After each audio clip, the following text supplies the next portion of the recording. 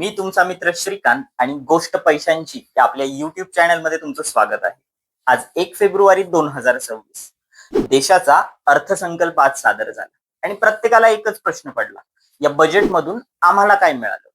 मित्रांनो, बजेट ही फक्त एक आकडेवारी नसून याचा आपल्या आयुष्यावर थेट परिणाम होतो.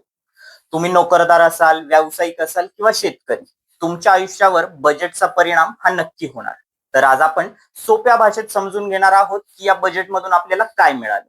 त्यामुळे आजचा व्हिडिओ पूर्ण बघा, कारण शेवटी मी सांगणार आहे की या बजेटमधून सर्वात जास्त फायदा कोणाचा झाला. चला तर मग सुरू करूया. सर्वसामान्यांना पडलेला सर्वात महत्वाचा प्रश्न म्हणजे या बजेटमध्ये इन्कम टॅक्स मध्ये काही चेंजेस झालेत का? तर याचं स्पष्ट उत्तर म्हणजे नाही. यावर्षी इन्कम टॅक्स मध्ये कुठलेही चेंजेस झाले नाही. अर्थमंत्री निर्मला सीतारामन यांनी घोषणा केली की जुना 1961 चा इन्कम टॅक्स कायदा रद्द करून न्यू इन्कम टॅक्स रूल 2025 हा 1 एप्रिल 2026 पासून लागू करण्यात येईल, जो अत्यंत सोपा आणि सुटसुटीत आहे. मागच्या वर्षी म्हणजेच 2025 मध्ये इन्कम टॅक्स मध्ये न्यू टॅक्स रिजिम अंतर्गत 12 लाख रुपयांपर्यंतचं उत्पन्न हे टॅक्स फ्री केलं होतं. त्याचप्रमाणे स्टँडर्ड डिडक्शन हे 75,000 रुपये करण्यात आलं होतं आणि म्हणूनच नोकरदारांसाठी 12,75,000 रुपयांपर्यंत कुठलाही टॅक्स हा भरावा लागत नाही. यावर्षी यात कुठलाही बदल करण्यात आलेला नाही.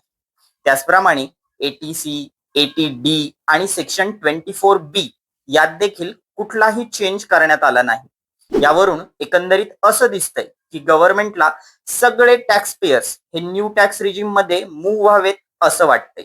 सध्या 72% लोक हे न्यू टॅक्स रिजिम फॉलो करतायत, तर अजूनही 28% लोकांना ओल्ड टॅक्स रिजिम हा फायद्याचा वाटतोय.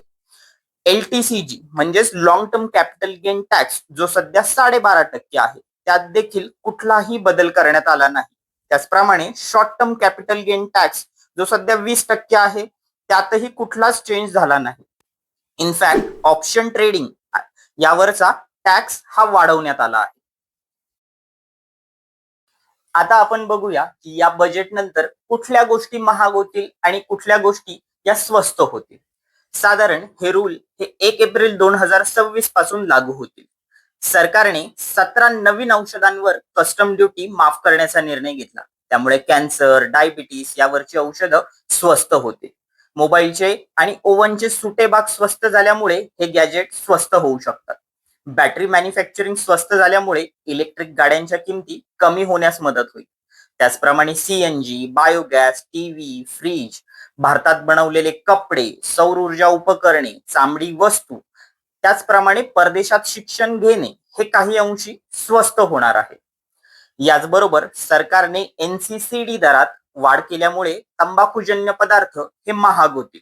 पोटॅशियम हायड्रोक्साईड सारख्या केमिकल्सवर टॅक्स वाढवण्यात आला आहे. याचप्रमाणे फ्युचर ट्रेडिंगवरचा एसटीटी हा 0.02% 0.05% इतका करण्यात आला आहे. त्याचप्रमाणे ऑप्शन्सवरचा टॅक्स देखील वाढवण्यात आला आहे. टीसीएस दरात 1% वाढ झाल्याने दारू ही पूर्वीपेक्षा महाग होऊ शकते.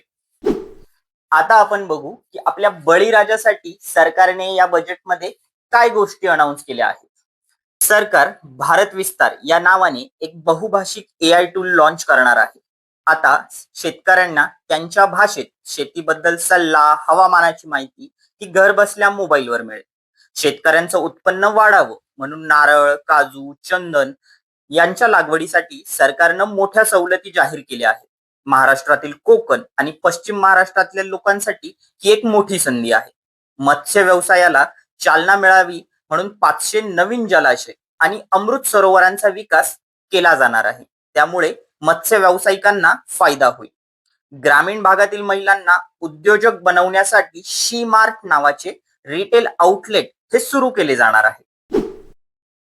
इतर महत्वाच्या घोषणांमध्ये या बजेटमध्ये सरकारने इन्फ्रास्ट्रक्चरवर अधिक फोकस दिलेला आहे.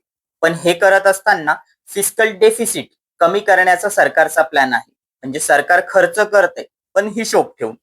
युवकांसाठी 10 लाख नवीन अप्रेंटिसशिपच्या संधी आणि रोजगारभिमुख अभ्यासक्रम सुरू होणार आहेत.